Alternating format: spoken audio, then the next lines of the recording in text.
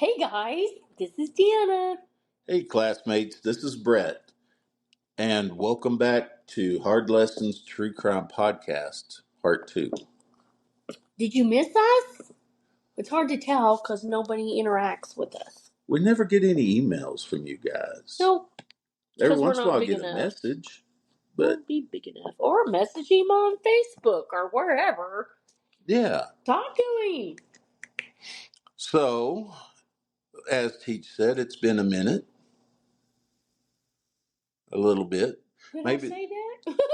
okay, in full transparency, we messed up on the first round of recording of this, and we deleted and started over, so it may have been me that said that. It doesn't matter. The whole thing is like, it's been a minute. It's A been a minute. minute, not a bimmet. It's not a bimmet. No. She's eating ice cream, by the way. Her tongue's going to freeze. No. It's just been a minute. We have been chaotically busy, but we are not now. So we can start doing the podcast on a regular basis and be faithful with it Absolutely. and want it to grow. 100%. 100%. And like we've said from the very beginning, whether we have 2 listeners per episode or we have 1,000,000 listeners per episode, we're going to continue this. So we are quickly approaching our 2-year anniversary. Yes. That will be here in a couple of weeks. We're very excited about that. Yeah. Some more news. Those that have listened from the beginning will recognize the name Aliqua. She is one half of the Nosy Nancy's podcast, and she has come on before when Teach was out of town and was the substitute teacher for that episode. Also, I've been on her and Jasmine's episode, the Nosy Nancy's, a couple of different times. And Aliqua and I have been talking about collaborating and starting up a paranormal podcast. So with the holidays coming up, and they've got some pretty cool things on their end that they're working on, like they may be in a documentary here soon. Won't be happening until January of 2026. We don't even have a name set for it yet, or how it's actually going to work is am I going to bring a story and she reacts to it one week, and then next week she brings a story and I react to it? Are we both going to have a story the same week? We haven't worked out all the details yet. So it's in progress. It's in the planning stages. Okay. So, and the last time we recorded, I had announced that we're not the only podcast in Pampa anymore, that Hallowed Echoes would be starting soon. They still haven't started. However, I misspoke because we already are not the only podcast. My good friend Bob and a buddy of his are both musically talented guys, and they have the Grumpy Old Men podcast on YouTube every Saturday morning, live from Pampa, Texas. They play some music. They have some local talents in. They play some of their songs. So check them out, Grumpy Old Men. Cool. Heck yeah. So for some true crime news, I'm sure this is not the only thing that has happened since we've recorded last, but this is the latest thing that happened, and it's just been kind of weighing on my mind. So a TikTok star, a mom by the name of Emily Long from Madbury, New Hampshire, last week murdered her husband, 2 of their 3 kids, and then herself. This was all discovered last Monday, August 18th, 2025. After some family was unable to get a hold of them for a few hours, so they called the police for a welfare check. And the police discovered the bodies. the husband, Ryan Long, was suffering from an inoperable brain tumor, and they feel like that's what led to Emily. Apparently, all of her TikToks have been removed, but apparently, the last one she made was the Saturday before, and they said, you know, there was some warning signs there in the TikTok that, she didn't know what her and the kids were going to do after Ryan passed away and all. And so, to me, the hardest thing about this case is the one family member that she did not hurt was their 3-year-old toddler. And that poor baby was just found wandering around the house, thankfully unhurt. But can you imagine the trauma he or she is going to be going through for the rest of their life? Well, yeah, because being 3, I mean, what all happened after the fact? Exactly. So, tragedy. Tragedy. So keep that family in your prayers. And let's get into this. All right. Let's get it. And before we do, the ever popular, the more you know. Okay. You like history. Yes, I do. You know a lot about President Lyndon B. Johnson?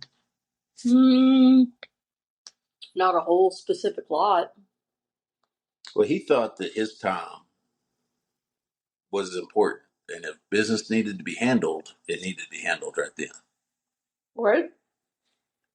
So he was famous for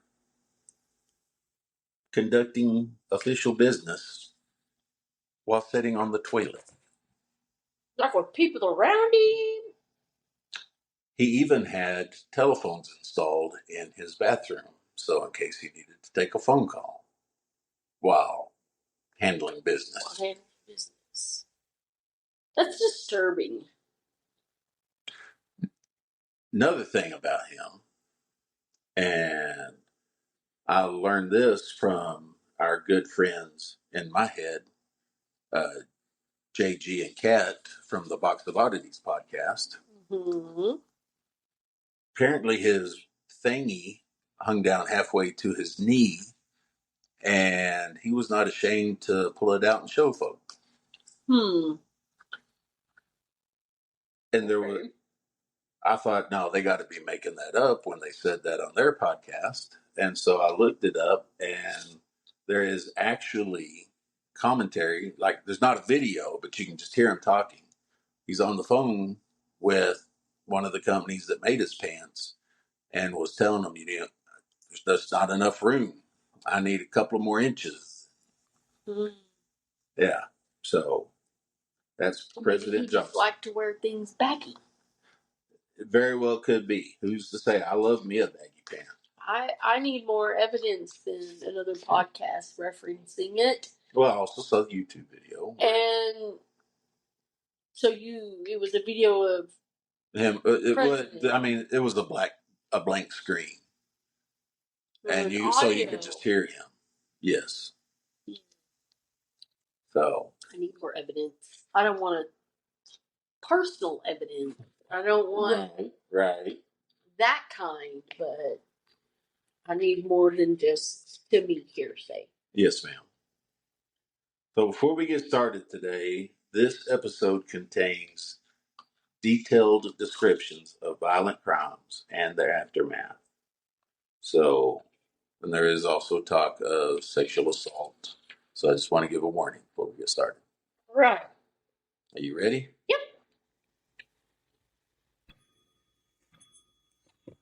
Glasses in session. I've been practicing. Yes. It's on your to-do list. It is. All right. What's this case called? And what episode is this, or whatever? This is episode number 75. This is a local case to us. Okay. We're going to travel back to Amarillo, Texas in the late 70s. Late 70s, Amarillo, Texas. Yeah. Okay. So for those that aren't from around here in our area, we are 45 miles to the east of Amarillo. Teach and I The both city grew up in limit this area. sign, yes. Teach and I both grew up in this area. Mhm. So, and I remember hearing this guy's name on the news growing up, but I never really thought much about him. And I came across a news article and I was like, that was a pretty big case for this area back in the time. Okay. So today we are going to be talking about Jay Kelly Pinkerton. Alrighty. And there is like nothing is ringing the bell except for the Pinkerton name because that is synonymous for posse name, and they investigated things way the back. Pinkerton Detective Agency. Exactly. Yeah. Or if he was a descendant. Hmm. I don't know. So anyway, Amarillo in the late 70s wasn't really a big, wild city. Families would leave their doors unlocked at night. They had helicopter parents still back in the 70s, but nobody walked around with their kids on a leash like you can see now. Do they really still do that? I saw one yesterday at Wonderland Park. It was literally on a leash? Well, it wasn't like a leash, but it wasn't around their neck. It was hooked to their belt loop. And also, I'm sure the kid was a wanderer. Could be. And in situations like that, there's, you just try to be proactive. It's understandable. Absolutely. So was this before I-40? No, I-40 was built in the 60s. Oh, see, I didn't even know that. Yeah. Okay. There was a sense of safety in the town, and that's kind of what this story gives a little more chilling edge to, and some of that innocence was lost. Okay, yeah. Sounding like it. This is a story about violence, the limits of law, and a community trying to understand how do we regain normality. Yikes. This is a heavy case then. So let's talk about Jay Kelly. Okay. He was born in 1962 in Amarillo. Mm-hmm. His family was from Kansas. Okay. And had moved to Amarillo a few years before he was born. And he had what would have been a large family, but they had also seen their fair share of tragedy. Before Jay was born, he had a brother who passed away when the brother was like 3, just natural causes. Just little feller. Little feller. After Jay was born and was approaching his teenage years, but wasn't in his teen years yet, he had another brother who died by suicide. Okay. First, how big a family was this? Well, at one time there was 4 or 5 kids. Mom, dad, 4 or 5 kids. Okay. So one baby dies, one commits suicide, and a few years after the suicide, 2 other brothers were killed in a car wreck, leaving Jay Kelly. So there were 5 kids. There were 5 kids. And 4 had deceased. Passed away. Okay. Yikes. So, that's a lot. That is a lot. That's heavy. And with all of these losses, the Pinkerton family was described as your normal, run-of-the-mill. They loved each other. The parents supported their kids. They were always seen doing family activities together. It wasn't like they were neglected or anything like that. It was just a normal, typical family of that time period. Yeah, and had a run of bad luck. Dad had a good job. Mom stayed home, took care of the house, the kids. They were living the Leave It to Beaver life. But with all that, nobody was really looking at Jay and seeing the struggles that he was going through. And so by his mid-teen years, he drops out of school and gets a job as an apprentice for a butcher. Bum, bum, bum. Maybe a little bit foreshadowing. I'm thinking a lot of foreshadowing is about to happen. His mom and dad were not excited about him dropping out of school, but they were happy with the prospect of the job that he had and learning a trade. That he would be able to find his place in the community and fit in. There you go. Hey, butchers would get good money. Absolutely. Absolutely. Maybe it was the idea of all the mess and health weirdness of it all. The health weirdness of it all. The health weirdness of it all. That is right. What? So he and the neighbors, he was a local kid. Maybe a little bit withdrawn, maybe a little bit quiet, but had never shown anything to do with being violent. He has always been helpful, respectful. Overall, a good, respectful kid. Exactly. He just didn't want to deal with school, so he dropped out. No, ma'am. Okay. He had no record, either criminally or violent. You know, he was Jay Kelly. He was the local kid, going to be a butcher. But that surface normality made his crimes that he would be convicted of feel like an impossibility to many who knew him. And you always see those people on TV saying, like, how could he do that? He couldn't do that. He was always so helpful. He was the first one in the block party to help get it set up, and the last one taking stuff down. So there's two Jay Kellys. Yeah. Also, kind of reminds me of somebody who had just a few years before been arrested up in Chicago, Mr. Gacy. Oh, ooh. I mean, we're making a comparison. Not really. I'm just saying he was always throwing parties, always having people over to his house. Two separate lives. Okay. He was the head of the Democratic Party for Chicago, and 4 or 5 months before he was arrested, there's a picture with him and First Lady Rosalind Carter together.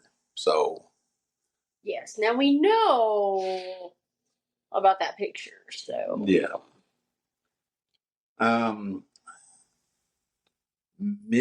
Mental health back in that time really wasn't on the forefront.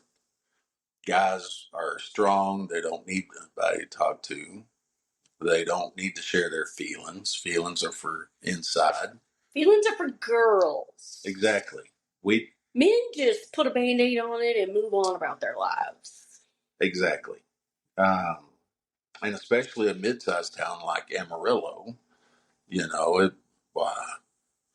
you don't have problems. Just move on with it. I think that was just the time period thing. I don't think it had anything to do with, like, farmers were more emotionally attached to feelings than city people. I think it was just that time period where mental awareness, mental illnesses was not a problem. So they thought. Exactly. It just wasn't something that us normal folk would think about. Mm-hmm. That's for them crazies that you put in them asylums, not for the people, working, paying the bills. Yeah, he's getting up, going to work every day. He's good. Yeah. So, what medical records that do exist from back in that time for Jay show that as far as his psychiatric diagnosis, he was normal. Well, who did the diagnosis? It doesn't say. Oh. Even with the family tragedy and loss and isolation factors, going from having 4 siblings to just him, everything seems fine. He's ordinary and not violent. I could just see all kinds of things being wrong, but that's the difference is you're living in the age of mental illness awareness. Exactly. It's called post-traumatic. So here we go with our first murder. Okay. Sarah Dawn Lawrence, October 26, 1979. Sarah Dawn was a woman in her mid to late 20s, single, and had a home in Amarillo. She was a quiet neighbor who kept to herself and a woman who everybody said cared for those in her life. Where was she from? From Amarillo? From Amarillo. She just lived out on her own. Yeah. Okay. Now, I couldn't find anything that said that she was a parent. I did read one article mentioned 2 kids being in her home. So I don't know if they were her kids, her nephews, her nieces, her nephew and niece. There was just 2 kids in her home. Or if there was, because like I said, there was only one article that mentioned the kids. Okay. So. Who knows, right? Exactly. You can't go back into, like, police records? I don't know if they would have them from that far back. Okay. Just thought. Yeah.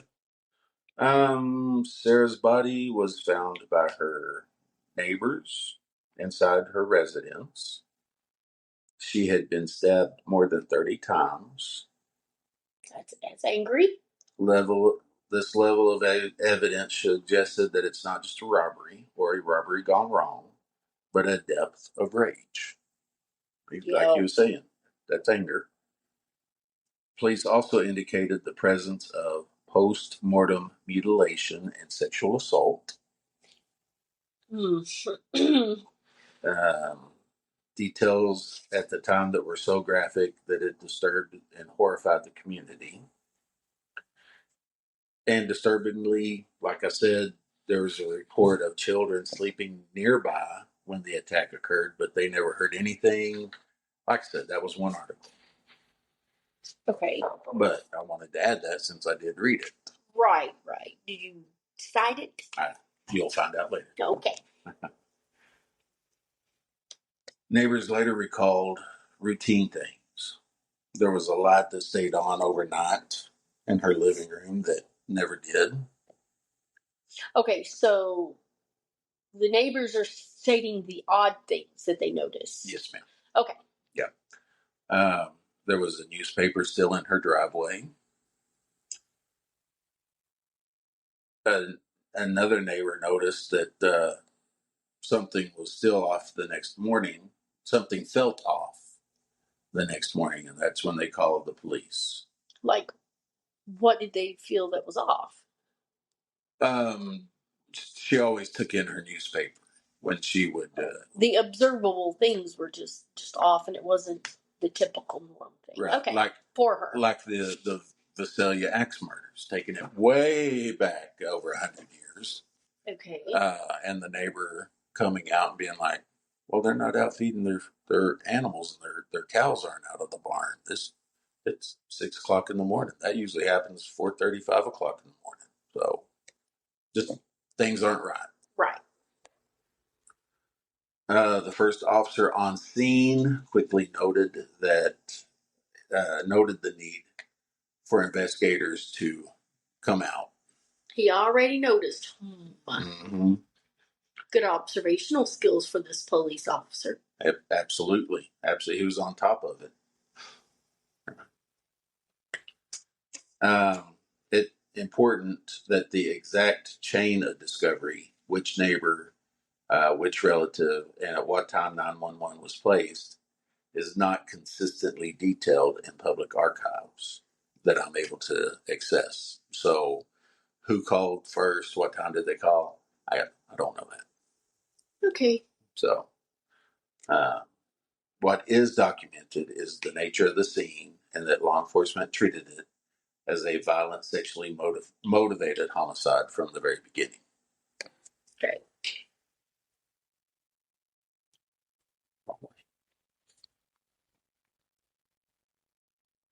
For the investigators, the theme yielded limited forensic breakthroughs at first.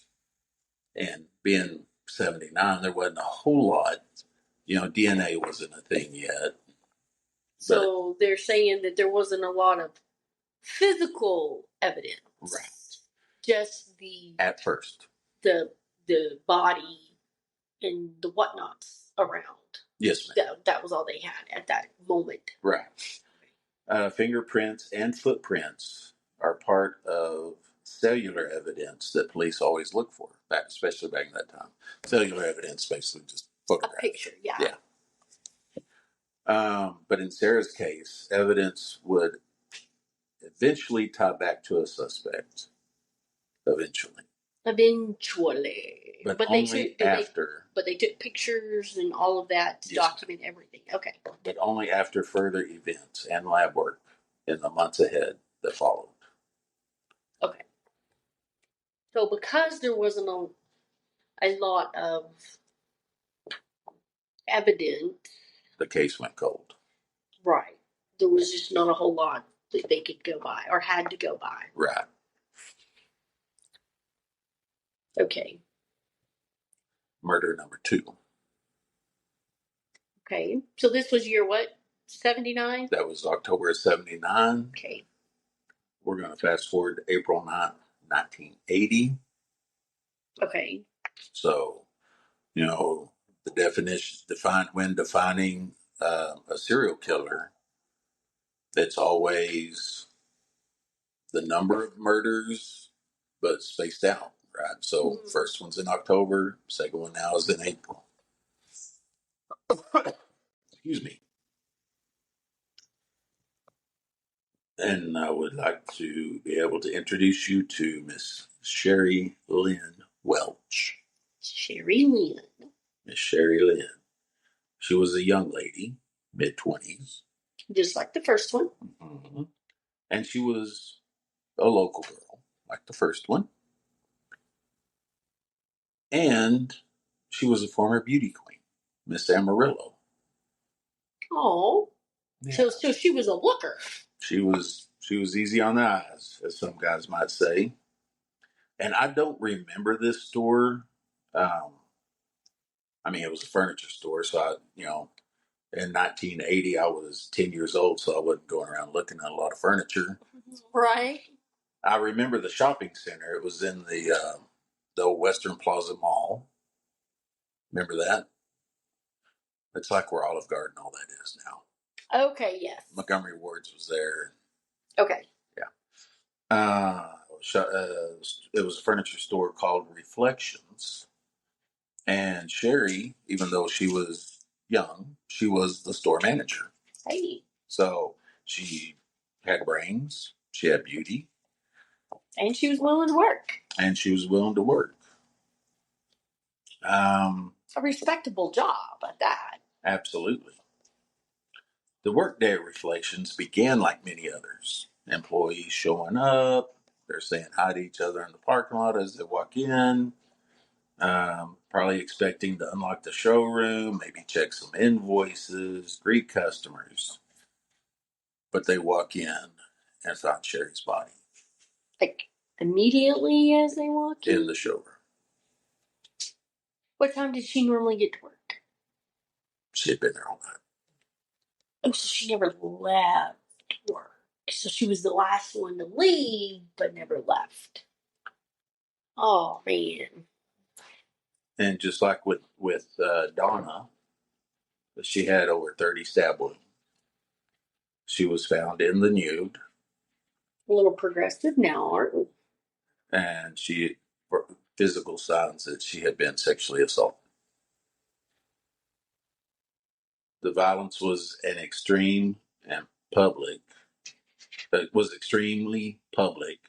in a workplace that became a crime scene.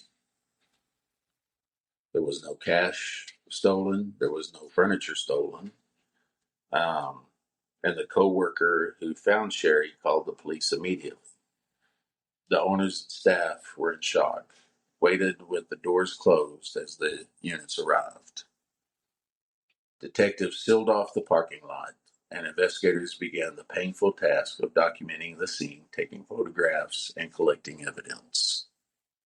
Oh my gosh. I'd be like, I gotta step outside. I can't be in there. Like, that would cause me some anxiety. To have to just, like, Could you imagine after everything was all cleaned up, going back to work there? No, because the images would be there for a very long time. Absolutely. Unless we could grill people coming in. So, what you know about this? Give me the scoop. Were you here that day? Were you here that evening? What's going on? Like you here now? Exactly. You want a looky-loo? One of the most important pieces of evidence found on Sherry was a bite mark on her neck. So it is progressing in anger.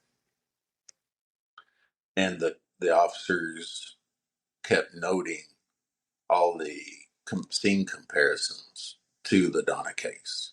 So they were already processing. Like, Yes, ma'am. Single, pretty, bada bing, bada boom. I'm calling her by the wrong name, or did I type the wrong name here? It is Donna. Okay. I apologize. It is not Donna. Sarah Dawn. Sarah Dawn. Sarah Dawn. So I apologize. Sarah was the first victim. So there was a lot of similarities between Sarah's case and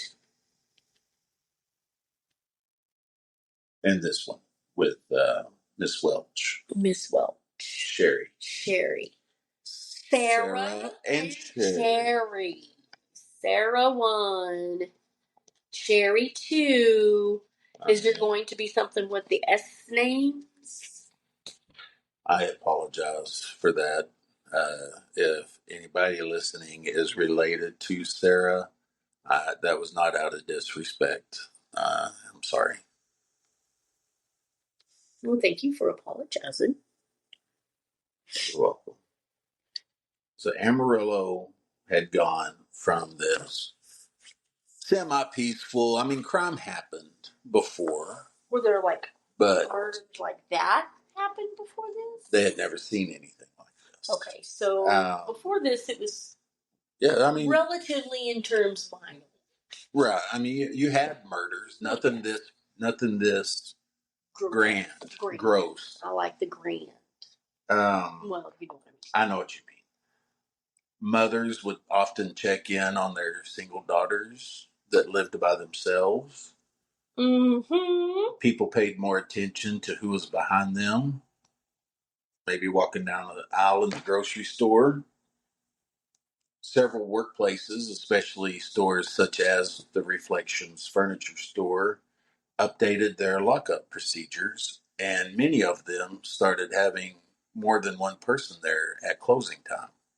Well, I mean, yes. Neighborhood watch groups cropped up, seemed like overnight, across town, and the sense that the violence could happen anywhere, at home or at work, was what pushed that fear. Oh, yes. Definitely. How could it not? Yes, ma'am. Following the murder of Sherry, local churches reported packed pews that following Sunday and whispered prayers. A generation of women who before felt relatively safe in their neighborhood began to view public spaces with suspicion. Public places with suspicion. Psychological footprint of these murders spread further than the streets. The community's sense of trust was now fragile. Well, yes. When young women are found in situations like that, in places, or I mean, your own home, in places that you feel secure and safe, in your surroundings, in your work, you let your guard down. I'm not saying they did, but that's their safe place. And then once this is happening, everybody's going to want to protect everybody. Mm-hmm.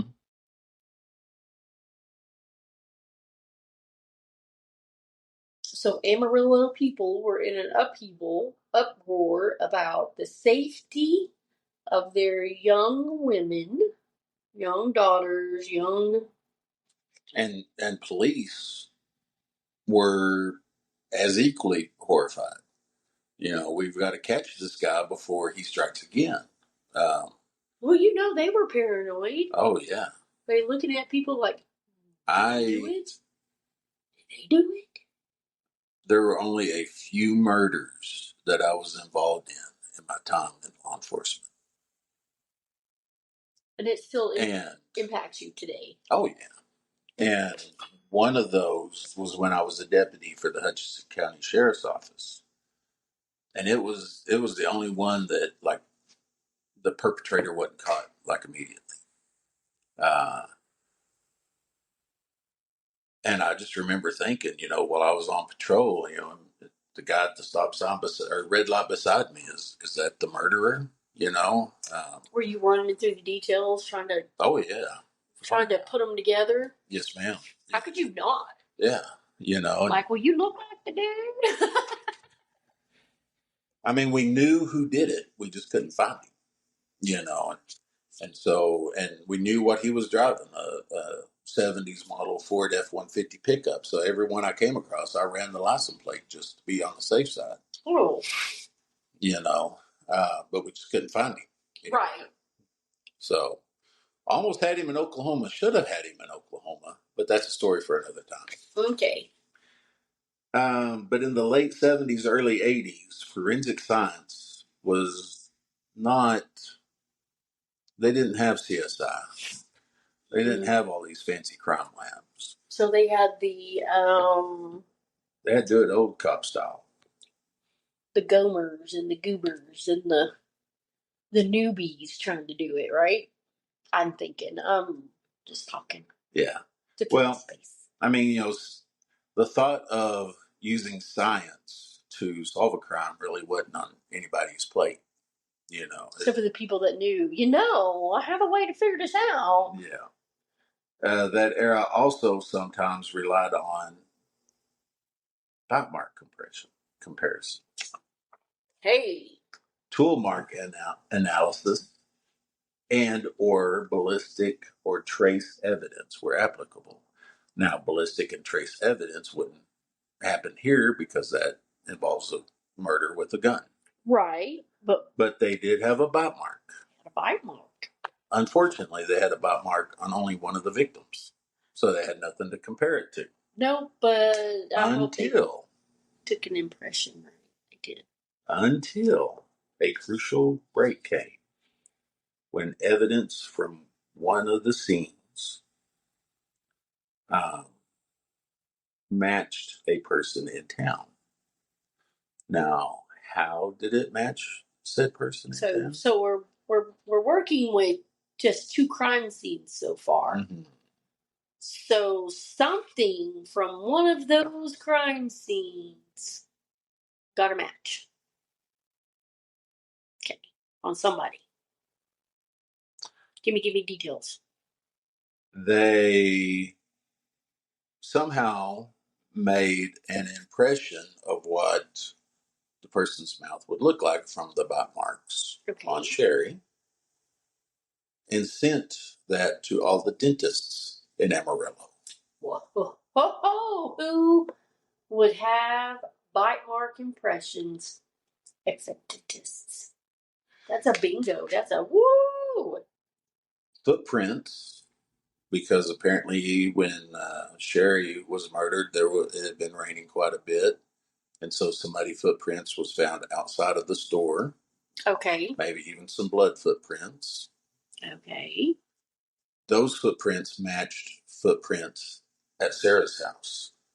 From outside of her house. Mm-hmm. Oh, smart detectives. So things are clicking. They start comparing and they get a match. A young man in Amarillo who was training to be a butcher. A butcher. Well, this is only 2 murders, so he's not a serial killer. Kelly Pinkerton. Pinkerton.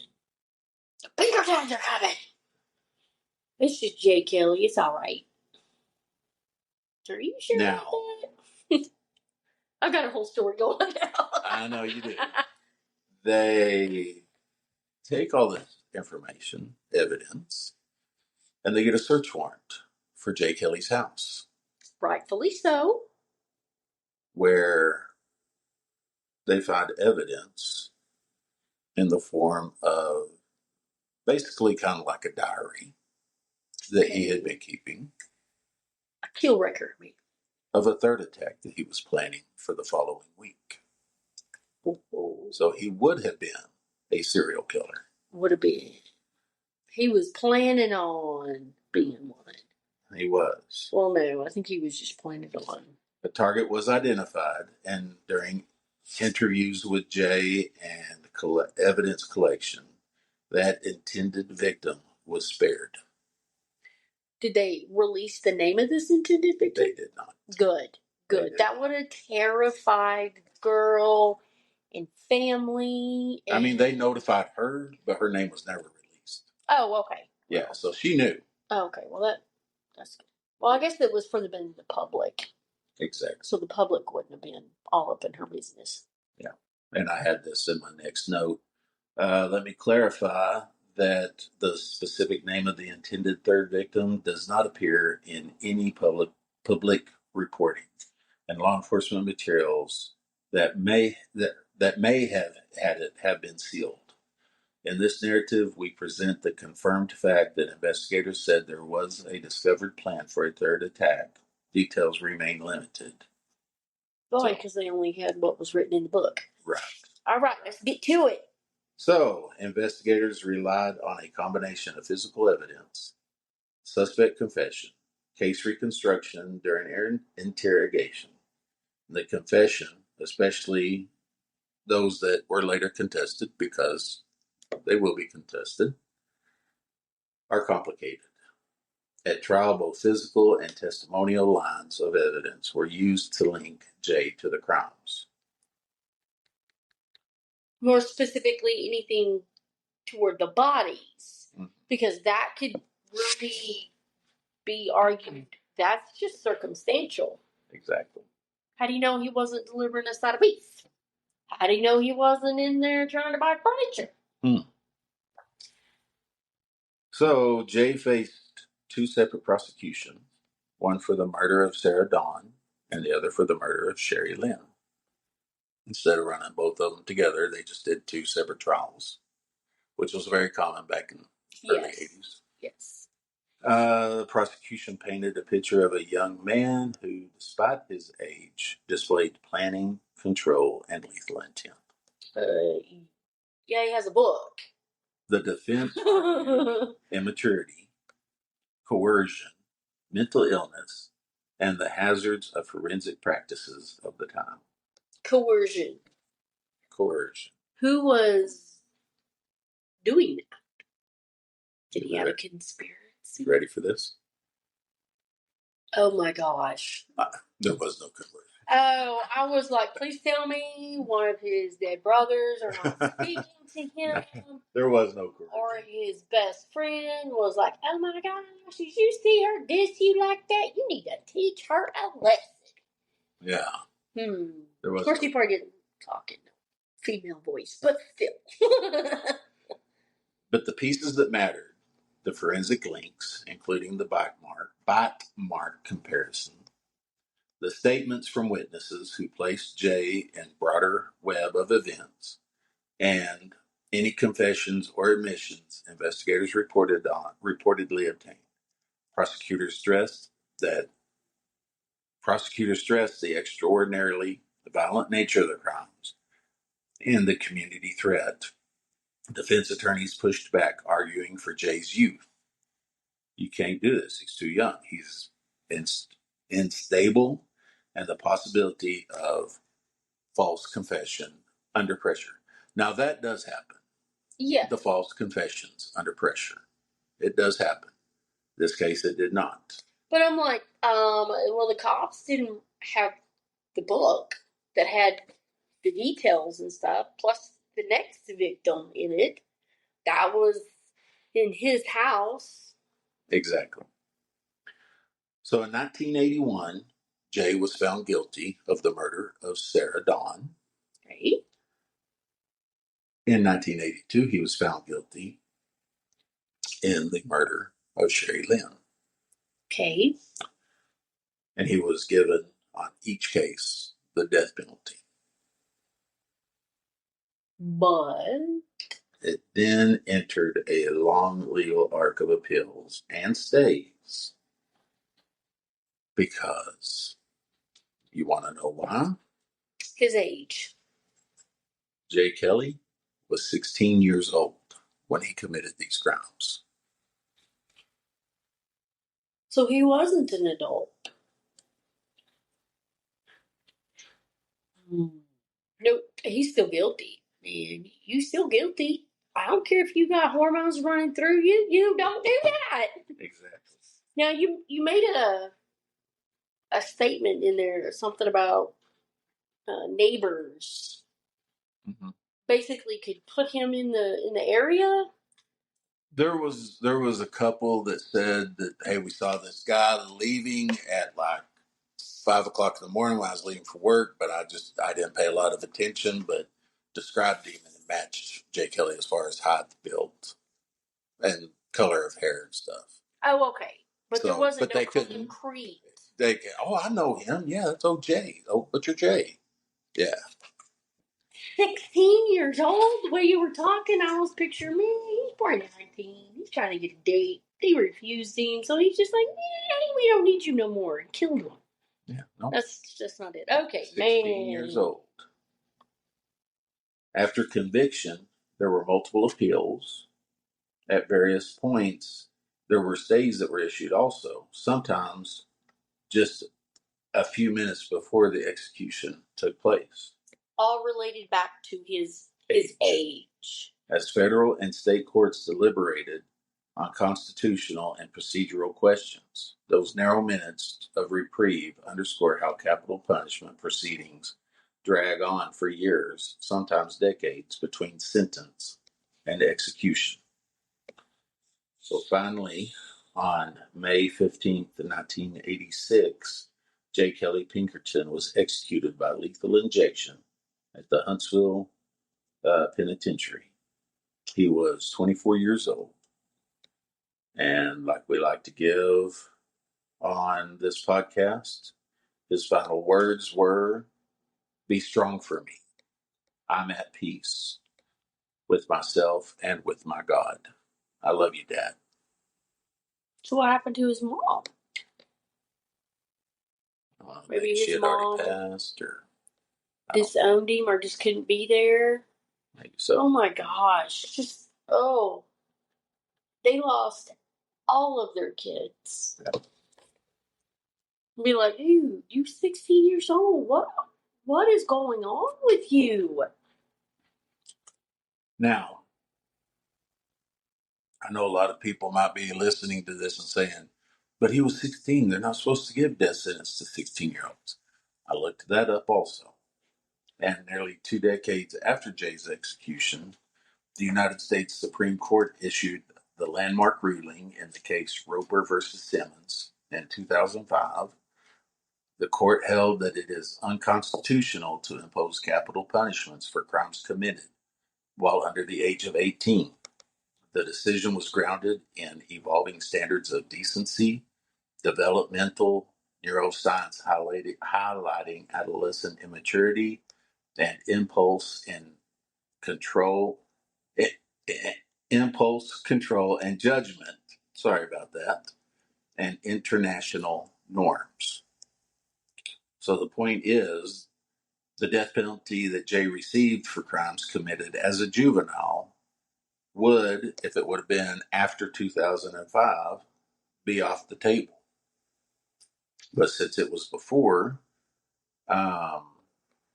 Jay Kelly goes down in history as being the youngest person placed on death row in the state of Texas. Interesting. I'm not going to have a debate over all that you just said, but Yeah. I'm thinking, you know what's going to happen if you pull a trigger when you're pointing at somebody, especially if you are intentionally doing it. You know what could happen, so that's a consequence that if you understand what could happen or not, that's still on you. Absolutely. There are how many kids in juvie that are terrifying because they know exactly what they did and why they did it. Oh, you're 3 months shy of being 18, so we can't try you as an adult. Aren't you lucky? You just get to be, in prison for X amount, so we can turn you into a better killer, better with criminal, better skills, so you don't get caught again. That's right. So, with true crime, it's easy to let names become headlines and forget about the lives behind them. So, I'm going to take a few minutes and talk about Sarah and Sherry. Sarah Dawn Lawrence and Sherry Lynn Welch were more than case files. Where records are limited, we still hold to what neighbors and colleagues remembered. Sarah was described by neighbors as quiet and diligent, someone who kept her home tidy and her circle small. Her life was not widely chronicled in the papers before she died. But what is clear is the gap her absence left. Family gatherings where a chair sat empty, anniversaries punctuated by loss. And the unknown of her future, her babies that she could have had, the grandbabies. I mean, everything just stops with a death. No matter how that death happens, life is altered forever. Sherry, a former beauty queen who had gone on to work and manage at the Reflections furniture store, which was not only her livelihood but her family. Employees remembered her as driven and personable. Her death at work turned her private life into a public, everyday place, a memory that was stitched with violence. Yeah, it's sad that the victims' lives, no matter how good or how bad that they were, is the forefront of everything. It's like people judge them by the lives that they had instead of at that moment that they were the victim. What does it matter about their anything else? Their records or non-records or anything? Their temperament. He was a total capital B. That doesn't matter. What matters is the violence that took their lives in any victim's life. Absolutely. So, in closing, I just want to say thank you for listening to Hard Lessons. This was a particularly rough episode to get through just because it was really basically the first true crime case I remember. And how old were you in this? 9, 10 years old. Dude, I was like 8. Yeah. I was a baby. Yeah. Wouldn't have known nothing. I was our grandbaby's age. Yeah. Yeah. If this episode was heavy for you also, please check in with somebody, family, friends, even a therapist. It does not make you weak. It makes you stronger. If you have any memories about this case, or if you knew Sarah or Sherry, we would love to hear from you. Our email is hardlessonstcp.23@gmail.com. We would love to hear from you. We'd love to know more about Sherry and Sarah. And as always, remember, we're horrible now, but we're working hard at getting terrible soon. Heck yeah, we are. So my bibliography for this week, article from the Amarillo Globe News, found at amarillo.com. dated October 28th, 1979. Teen charged in brutal Amarillo murder. And I wrote down 79, but it was 81. Another article from Amarillo Globe News. Second murder shocks community. Investigation continues. Amarillo.com, April 10th, 1980. And third and finally, Amarillo Globe News, AmarilloGlobe.com or Amarillo.com. Jay Kelly Pinkerton sentenced to death for 2 murders. July 15th, 1982. So I have a thought. Okay. The name of that third victim was never publicized, so Correct. only the immediate family would even know. But did her perspective on life change? That would be interesting to know. It would be. Did she become more paranoid? Was she more thankful that they found him and that her life was saved and da da da da? Anyway, I just thought about that. Like, how interesting would that be? That would be very interesting to find out. A total survivor from being killed. I mean, she was next in line. Right. So if you are And where did this Pinkerton dude work at? a butcher shop. Well, butcher shop. It didn't say. Were they customers of this butcher shop? Yeah. Was it in a grocery store? Like, how did he come in contact with these people? A lot of that information will never be known. Because they didn't want nobody to know it. How rude. So, we need details. Before we go, what's my grade? I'd give you an A. I'll take it. Not a hard-fought A, but, Thanks. That's still an A. A 90. That's all right. Yep.